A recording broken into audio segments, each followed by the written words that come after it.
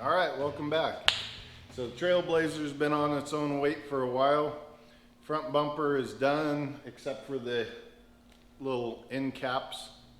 I have to TIG some of those on there. Engine cage is done except for the crossover bar. I haven't done that, but it's connected to the main cage right now, connected to the front bumper, and tubes going down to the coilover towers. Center console tubes, it's simple, 2 tubes going down in between the seats. That's all in, welded.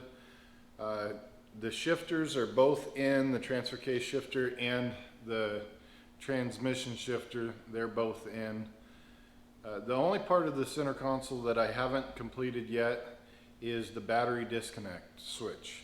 I've made the bracket, I haven't welded it in yet, but other than that, the center console is pretty well done. Let's see, tranny cooler lines. I ran the tranny cooler lines underneath to a bulkhead in the back, and it's looped around right now just because I'm trying to figure out how I want my transmission coolers. If I have them up high, I need a shroud or a shield or something to protect the fluids from the driver and co-driver. Or if I have them down low, I won't get the airflow, but I won't have to have all the shroud and stuff like that. So I'm still trying to figure out what I want to do with that. Let's see, I made the rear drive line. That's that 1350 U-joint from a Super Duty front drive line. Converter bolts, I put those in. They're all the ARP hardware. I did run the rig in first gear and reverse. I didn't get it up to speed because I didn't have the rear brakes or any of the brakes connected at that time.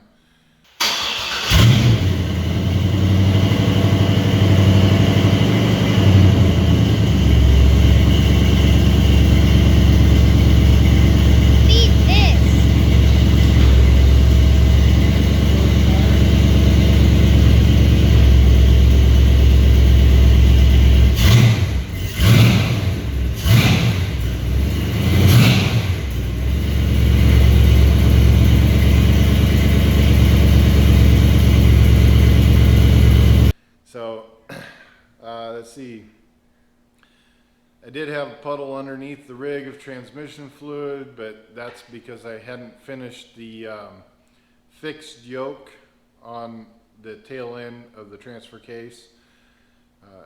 I just got done doing that and found out that I was missing the seal in between the transfer case and the transmission, so fluid from the transmission was getting into the transfer case. And that's where I discovered that there was water in the transmission fluid. So I've drained everything. I'm hoping to be able to just flush it out, put new fluid in it, and see if the transmission works, because I haven't been able to shift it through all the gears yet. When I was running it, the charging system wasn't working. It did a long time ago, and it hasn't been, and that one was because I did 12 volts to the trigger wire on the alternator when it's supposed to have a resistor in it. So I fried the alternator, got a new one coming anyway because I wanted the higher amperage. That's on the way. I just installed the Holley pigtail that has the resistor in it. Did the steam vent for the engine that's going to the upper radiator hose, and I installed all the brake lines, all the hard lines, to the front and the back, and then installed the braided steel lines in the back with I put new calipers because I didn't want any problems with the rusted ones that were on there from sitting so long. I'm waiting to get the new calipers for the front. I was going to use the Chevy 2500 HD calipers, but they are way too big for the master cylinder that's on there.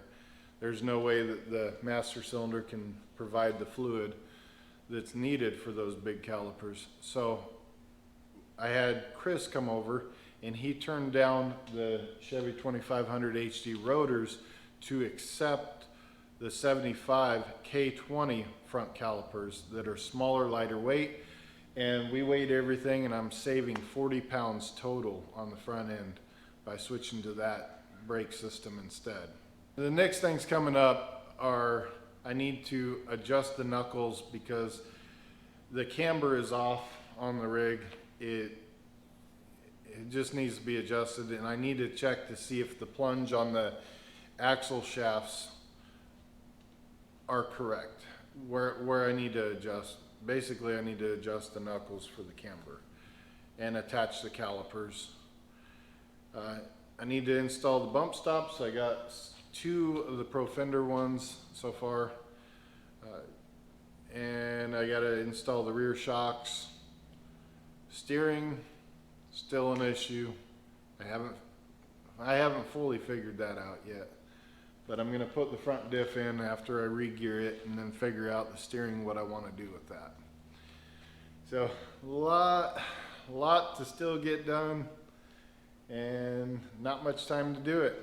This rig should have been on the trail by now.